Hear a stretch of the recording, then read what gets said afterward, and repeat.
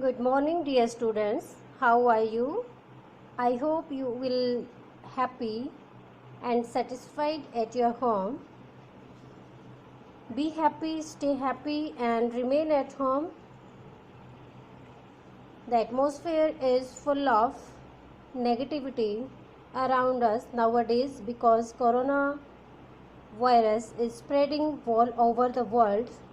So remain at home and do your efforts for your study, for your progress. Improvement in your attitude, improvement in your behavior, improvement in your social life. Now, today's poem is Aunt Jennifer's Tiger. It is written by Andrew Rich. Aunt Jennifer's Tiger means the art she has created on cloth, that is tiger. Aunt Jennifer's tiger जो name of the poem है, इसमें बताया है कि aunt Jennifer की tigers हैं.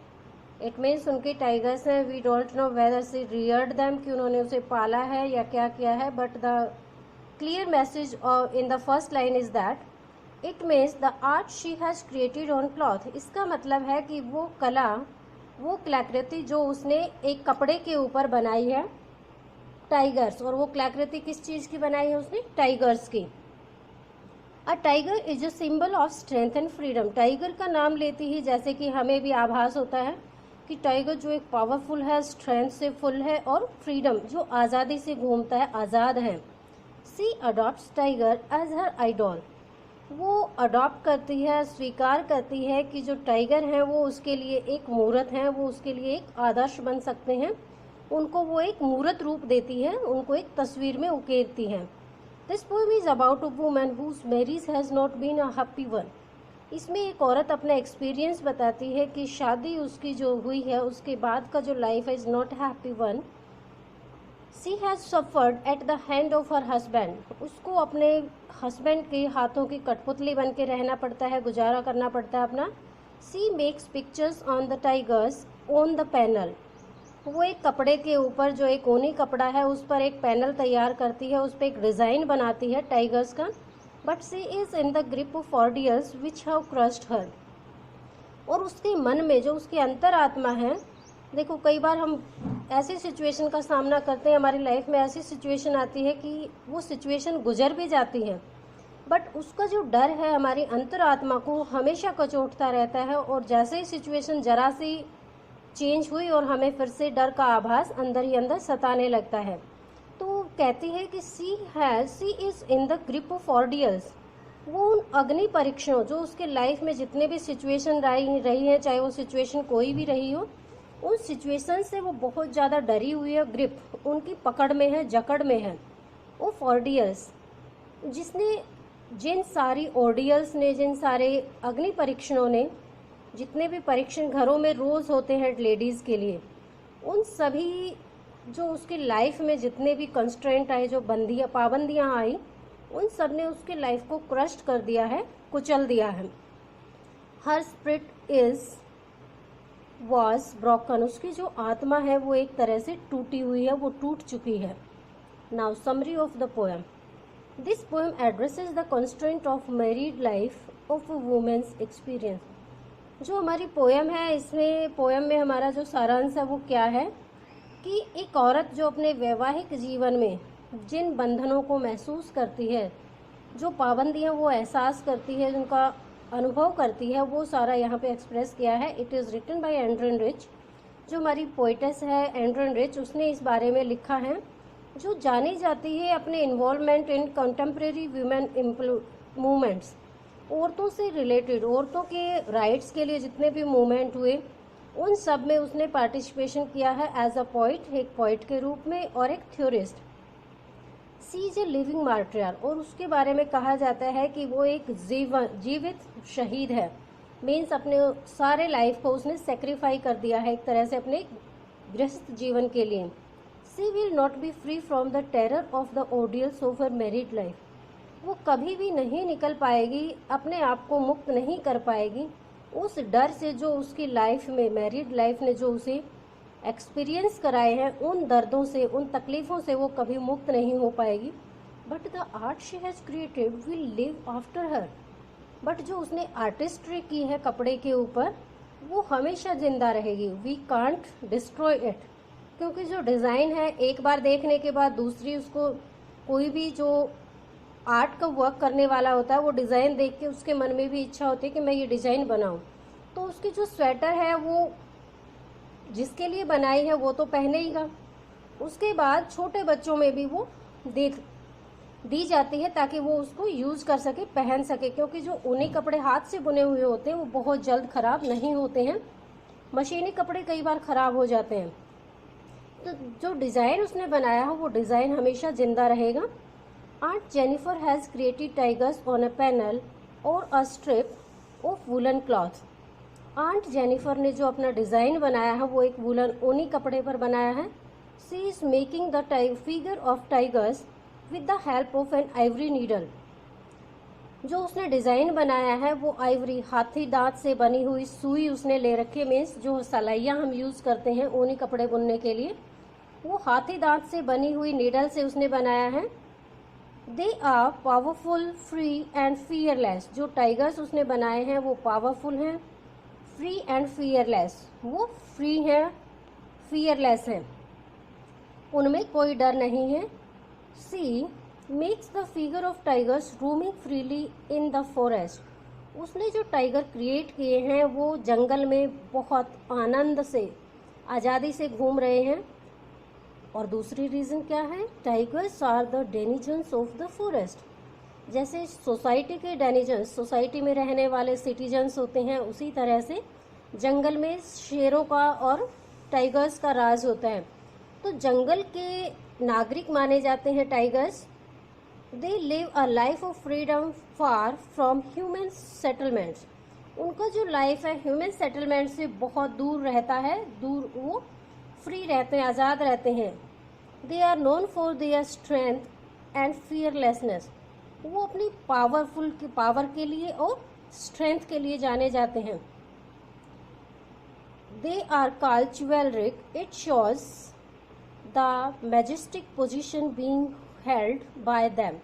और ये इस बात का एहसास कराते हैं कि उन्हें कितनी शानदार एक पावरफुल मिली होती है, एक पावर मिली होती है जो उन्हें अपने बाय बर्थ एक्वायर होती है, बाय बर्थ उनको मिली हुई होती है। एक तरह से हेरिडिटी है कि वो टाइगर्स जो है वो उनका बर्थ जो है वो जंगल में ही होता है, वहीं पे अपना राजपाट जमाते हैं।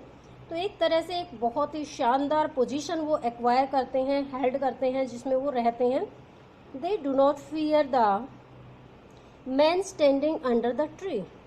अब वो कहती है जो टाइगर्स हैं, क्योंकि वो अपने घर में है, कहते हैं अपने घर में कुत्ता भी शेर होता है, तो जो टाइगर्स हैं वो तो हैं ही पावरफुल। वो कहता है कि हमारी पोएम के अंदर जो टाइगर्स हैं, पेड़ के पास बहुत सारे आदमी व्यक्ति खड़े हैं पर उन्हें कोई डर नहीं है। Aunt Jennifer is old and weak. हमारी पोएम में जो आंट जेनिफर है वो अब बूढ़ी हो चुकी है, बहुत ज़्यादा कमज़ोर है। Her hands are moving about the woollen. अब जो उसके कपड़े, जो उसके हाथ हैं, इट मीन्स जो आंट जेनिफर है वो बहुत ज़्यादा बूढ़ी और कमज़ोर हो गई। अब उसके हाथ जो है वो कांप रहे हैं, हाथ उसके कमज़ोर हो गए हैं। एंड पॉइंट्स फीबल फिंगर्स, जो उसकी फिंगर्स हैं वो बहुत ही कमज़ोर हैं। Her feeble fingers find it difficult even the ivory needle through the wool. अब जो ऊन में से, कपड़े में से जो सुई निकालना बहुत ईजी होता है, बट उसकी जो कमज़ोर फिंगर्स हैं, उंगलियां हैं, वो कांप रही हैं। Her own married life has been an utter failure. उसका जो वैवाहिक जीवन है वो पूर्ण रूप से असफल रहा। Her husband perhaps treated the women harshly. उसके हस्बैंड ने शायद उसकी लाइफ में उसके साथ बहुत ही सख्त व्यवहार किया है। ही बुलीड एंड टेरिफाइड हर। वो उसे डरा कर और धमका कर रखता है। But says that she will remain afraid of her husband even after death. अब वो कहती है, देखो कितनी रियलिटी है, वो कहती है कि वो मृत्यु के बाद भी अपने हस्बैंड से डरती रहेगी। इट मीन्स डेथ के बाद भी उसे ये नहीं लगेगा नाउ शी इज़ फ्री, क्योंकि उसकी अंतरात्मा है वो जकड़ी जा चुकी है इस चीज़ से, डर से। तो वो बहुत ज़्यादा डरी हुई है। वो कहती है कि इवन आफ्टर हर डेथ, उसकी मृत्यु के बाद भी उसकी आत्मा है वो उसके हस्बैंड के जितने भी उसके ऊपर टॉर्चर हुए हैं उन सब से डरती रहेगी। She feels the heavy weight of marriage ring. एक मैरिज रिंग जो एंगेजमेंट रिंग कहते हैं जिसको, वो कितनी खुशी से एक औरत अपने लाइफ में, एक लड़की अपने लाइफ में उसको अचीव करना एक बहुत बड़ी अचीवमेंट मानती है स्टार्टिंग में। Band given to her by her husband. अब वो कहती है कि उसे अपनी अंगूठी का और जो कंगन उसके हस्बैंड ने उसे एक तरह से शगुन के रूप में पहनाया था वो भी अब उसको बहुत हैवी वेट, बहुत भारी लगता है। इट मीन्स वो नहीं चाहती उन्हें पहनना। She feels tied down by that weight. और वो कहती है उसे ऐसा महसूस होता है कि जो बंधन इन दो चीज़ों ने बांधा है, एंगेजमेंट रिंग और जो बैंड है, जो कंगन उसने पहना है, वो वेट उसे गिरा देगा, उसने उसे जकड़ लिया है। She is very weak and old. वो बहुत कमज़ोर और बूढ़ी है।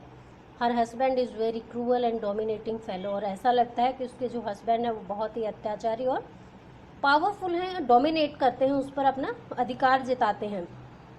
When Aunt Jennifer is dead, even then her hands will tell the whole story of her unhappy life. Death के बाद भी उसके हाथों पे जो निशान हैं वो उसकी अनहैप्पी लाइफ की होल स्टोरी को एक्सप्रेस करेंगे। The circular mark on her hand will tell the tale of her suffering. उसका जो सफ़र, जो उसने स्ट्रगल किया है, संघर्ष किया, जो तकलीफ़ उसने सही है, उसके हाथों पर बने हुए वो निशान उसकी सारी स्टोरी को बयां करेंगे। The ordeals of her married life can be read by the seeing her hands.